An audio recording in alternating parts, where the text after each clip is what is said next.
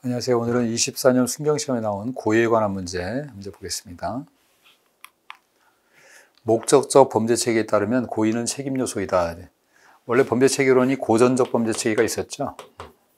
이 고전적 범죄체계는 진짜 고전입니다. 원래 구성요건과 위법성과 책임이 있을 때 구성요건은 행위의 문제고, 행위가 있었느냐, 그 행위에 대한 평가, 이게 나쁜 짓이냐, 이게 위법성이고, 책임은 그 행위를 한 사람에 대한 평가, 나쁜 놈이냐, 이게 평가를 하는 문제인데, 그러다 보니까 이 고전적 범죄에서는 그 사람에 관한 것은 전부 다 여기서 검토했어요.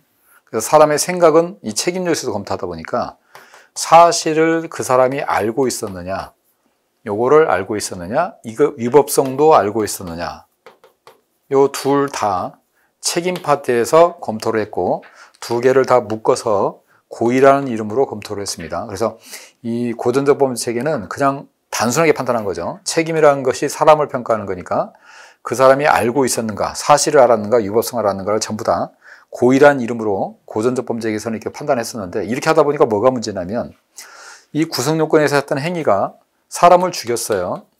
죽였는데 이 사람이 만약에 죽이려고 죽였다면 살인죄, 죽일 생각은 없었는데 폭행만 하려고 했으면 폭행치사죄, 상해의 고의만 있었다면 상해치사죄, 아무런 고의도 없었다면 업무상 과실치사죄, 이렇게 될 건데, 이걸 알고 했는지를 전혀 생각을 하지 않고 하다 보니까 이 구성요건에서 판단하는 것 자체가 무슨 죄가 되는지 정확히 알 수가 없어요. 그래서 야, 이렇게 하면 안 되겠다, 적어도 이 사실을 알고 했는지는 여기서 좀 검토를 해야 되겠다 싶어가지고 목적적 범죄체계가 등장한 거예요.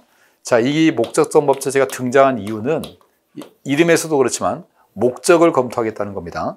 옛날에는 구성요건 파트에서 그 행위가 있었는가만 검토했지만 과연 이 행위를 어떤 목적을 가지고 했느냐, 죽이려고 했느냐, 폭행하려고 했느냐, 이게 지금으로 말하면 고의죠.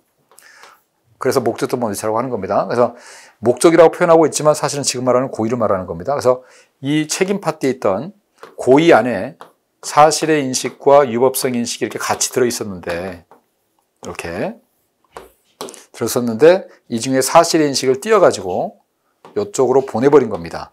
그래서 고의라는 이름으로 보내고 여기에는 요 위법성 인식만 남겨놓은 거죠. 자, 이렇게 됐을 때 우리가 목적적 범죄체계라고 합니다. 그렇다면 목적적 범죄체계에서는 고전적 범죄체계에서는 고의가 책임 요소에 있었지만 목적적 범죄체계에서는 구성요건 파트에서 고의를 검토하기 때문에 이건 구성요건 요소가 되는 겁니다. 그래서 책임의 요소는 아닌 거죠. 이건 기본 기본기를 알고 있느냐의 문제예요. 자, 이번 고의가 성립하기 위해서는 행위자가 모든 객관적 구성요건에 해당하는 사실을 인식해야 하기에 상습 도박죄에 있어서의 상습성은 고의 인식 대상이다.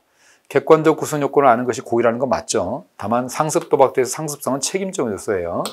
책임을 가중한 요소이기 때문에 이거는 고의의 인식 대상, 객관적 구성요건이 아닙니다. 인식 대상이 아니고, 고의의 본질에 관한 학설 중 행위자가 결과 발생의 가능성을 인식하기만 하면 고의가 성립한다고 보는 견해에 의하면 인식 있는 과실도 고의로 인정될 수 있다. 사실 국어 문제죠.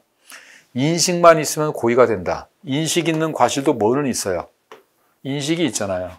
당연히 이 학설에 하면 고의가 될 수 있는 겁니다. 고의를 인식과 의사로 나누는데 우리가 고의라는 건 알고 일부러 했느냐, 이렇게 따지는 게 고의인데, 이 고의를 학자들 중에 이것만 있으면 고의라고 보는 학자들이 있어요. 이걸 인식설이라고 하는데, 이 인식만 있으면 고의가 성립한다고 보는 견해에 의하면 인식이 있기만 하면 과실이 있어도 그냥 고의로 봐버립니다. 그래서 인식 있는 과실로 고의로 볼 수 있다, 이렇게 되는 거고요. 방조범은 정범의 실행을 방조한다는 방조의 고의와 정범의 행위가 구성요건에 해당하는 행위인 점에 대한 정범의 고의가 있어야 되고, 방조범에 있어서의 정범의 고의는 정범에서 실현되는 범죄의 구체적 내용까지 인식할 걸 요한다.